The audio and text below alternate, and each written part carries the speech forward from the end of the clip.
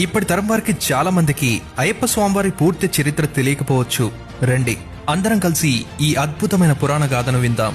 పూర్వం రంభ మహిషి రూపం ధరించినప్పుడు ఆమెకు కలిగిన సంతానం పేరే మహిషాసురుడు. మహిష అంటే గేదె, అసుర అంటే రాక్షసుడు. మహిషాసురుడు అతి క్రూరాతి క్రూరుడు. అతనికి ముల్లోకాలు జయించాలన్న కోరిక ఉండేది.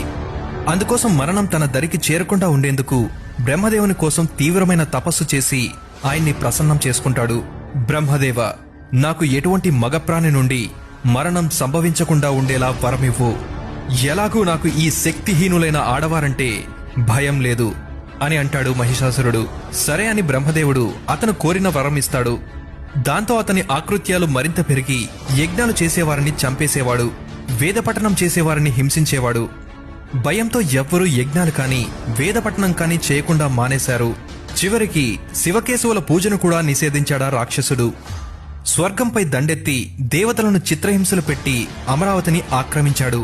సకల దేవతలు అతనికి మగప్రాణి నుండి ఎటువంటి భయం లేదు కాబట్టి అందరూ కలిసి జగన్మాత పరమేశ్వరి దగ్గరికి వెళ్లి ఆమెని శరణు వేడారు. అమ్మవారు తన అంశతో, హరిహరుల అంశతో సకల దేవతల తపశ్శక్తిని మేళవించి భయంకరమైన చండికాదేవి రూపాన్ని ధరిస్తుంది. భగభగ మండుతున్న ఎర్రటి నేత్రాలతో, దేవతలు సమర్పించిన ఆయుధాలతో కథన రంగంలోకి దూకిందా అమ్మవారు.